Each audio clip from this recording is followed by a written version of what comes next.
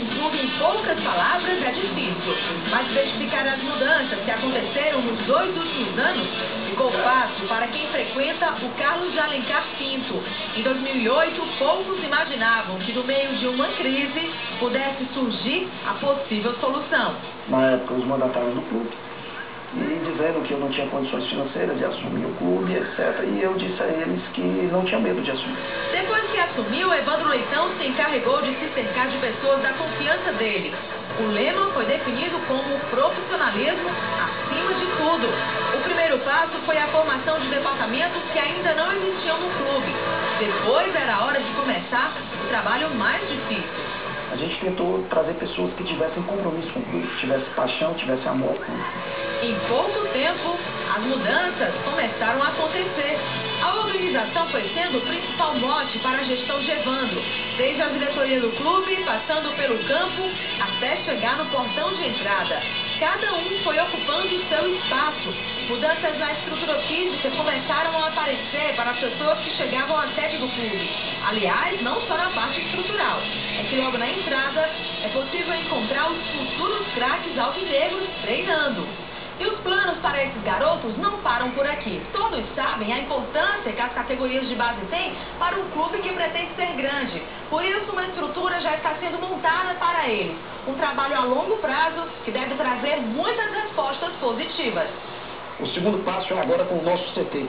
O nosso CT, que nós estamos iniciando a construção desse CT, vai ser um segundo grande passo para as categorias de base. Agora vamos conhecer um pouco do que há por detrás desse portão aí. A entrada é restrita. Só jogadores, comissão técnica e diretores têm acesso. É nesse espaço que ficam os vestiários, salas de diretoria e o CEPRAP, o Centro de Preparação e Reabilitação Alvinegro de Porangabuçu. Academia, sala de fisioterapia e departamento médico em um mesmo espaço. Além disso, o clube conta com um moderno centro de fisiologia, com equipamentos que dão condições de averiguar como o atleta fica antes e depois de cada jogo e treino. Você lembra a equipe que estreou pelo Ceará no campeonato estadual desse ano? Michel era o volante. Foi o Michel, deixa eu ver aqui qual o... Michel não estava, né, nessa relação. E a que foi campeã do primeiro turno? O meio de campo não sei. Já da final do segundo turno não trouxe tantas felicidades para o torcedor alvinegro. Mas é bom lembrar, viu, que foi justamente com ela e algumas mudanças que o time começou a se estruturar para pensar em primeira divisão. Com a perda do título estadual e a eliminação da Copa do Brasil, a diretoria resolveu demitir Zé Teodoro, que estava desde o começo do ano. Luiz Carpino chegou a assumir o comando da equipe, mas só ficou 18 dias à frente dela. Zé Teodoro voltou, mas depois de quase um mês, foi a vez dele deixar o clube. A diretoria alvinegra contratou então Paulo César Guzmão, que continua até hoje. A estreia dele pelo alvinegro foi com Marcelo Bonan, no lugar de Adilson, Boiadeiro, Fabrício, Erivelton e Fábio Vidal. Heleno, já que Michel não jogou, João Marcos, Alex Gaibu e Geraldo. O ataque era formado por Preto e Wellington Amorim. Daí a efetivação de João Marcos e Heleno ao lado de Michel e o ataque, depois de uma das maiores negociações do futebol cearense. Afinal, quem não lembra da demorada, polêmica e festejada contratação de Mota, hein? Agradeço a todos de coração pela receptividade que tiveram comigo, pelo apoio, pela força para a recuperação ser mais rápida. Diferentes, parecidos, iguais ou simplesmente únicos. Mas as variedades acabam quando o objetivo é um só: ver o time vencedor.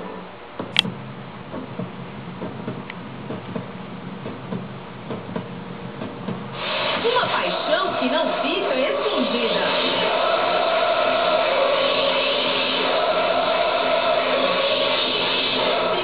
Que ultrapassa os limites da razão e não tem hora para ser demonstrado. Nessa Série B, a média de público nos jogos do Ceará está sendo de 16.423 torcedores, segundo o ranking da CBF. O apoio que vem das arquibancadas é fundamental. É maravilhoso você jogar com o Castelão lotado, com a nossa torcida, o maior número possível. Agora a gente vai acompanhar a torcida organizada até o Estádio Castelão. O jogo só começa às 8 horas da noite. E ainda são 4 da tarde, mas acredite, lá dentro tem gente trabalhando desde as 9 horas da manhã. Pois é, aquela festa bonita que você vê acontecer lá no Castelão começa a ser feita aqui dentro.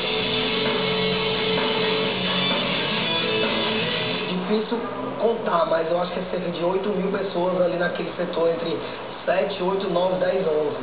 São os setores principais que a torcida fica. Tudo tem a hora certa para acontecer. O grito, o aplauso, a luz do sinalizador aparecendo e abrindo o caminho para a vibração.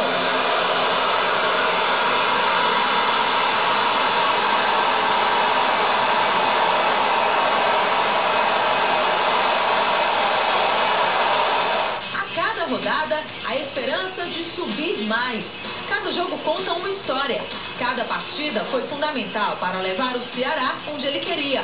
Sucessos e tropeços ajudaram a formar a trajetória do time na Série B. 3 empates, 3 derrotas. Foi assim que o Ceará permaneceu por 6 rodadas em queda livre, até chegar na zona de rebaixamento. A primeira vitória só veio na 7ª rodada, em cima do São Caetano. 2-1 para o Alvinegro, mas nem assim o Ceará se livrou. Até que na rodada seguinte, a recuperação começou a acontecer.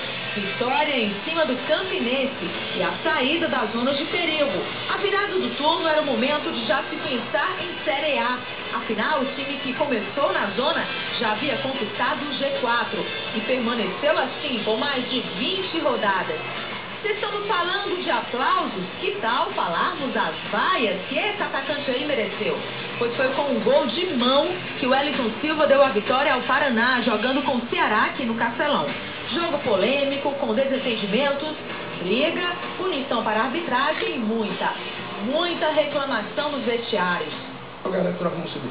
Contra tudo e contra todos. O sinal de alerta acendeu. E mais uma noite de apagões, um jogo disputado, nervoso. O Ceará perdia para o Guarani, mas João Marcos fez o gol do empate com o gosto de vitória. Porque o time só precisava de mais 3 pontos para se classificar e conseguiu em cima da Ponte Preta. E lá, fora de casa, depois de 16 anos, o Vovô alcançou a Série A. 16 anos de espera e a chegada do grande dia. Durante o campeonato, o Ceará aprendeu como levantar, cair e subir. Foram 37 rodadas para ver chegar a hora da verdade. Sábado, lá no Castelão, lotado, né? Voltando pelo ladrão, isso que deixa a gente mais arrepia. Você vive dentro do futebol com um cara desde 14 anos, a idade que você vai começar a morar em concentração, jogar futebol. Então, a cada momento decisivo me arrepio. Os caras apostavam, né? Os possíveis rebaixados. O Ceará estava sempre presente. Os possíveis, o acesso garantido, o Ceará não ganhava. Aí, nós fomos caminhando. Aí, o Ceará não ganha fora. Nós ganhamos fora.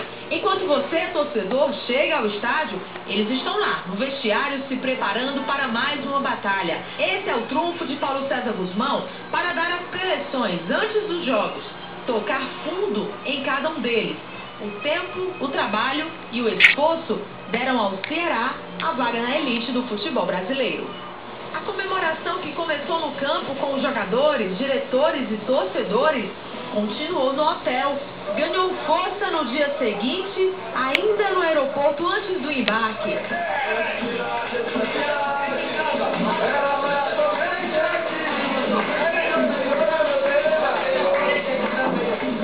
No avião, a expectativa da chegada se misturava à alegria que cada um queria expressar de uma maneira, que foi perfeitamente concretizada pelo torcedor em forma de muita vibração.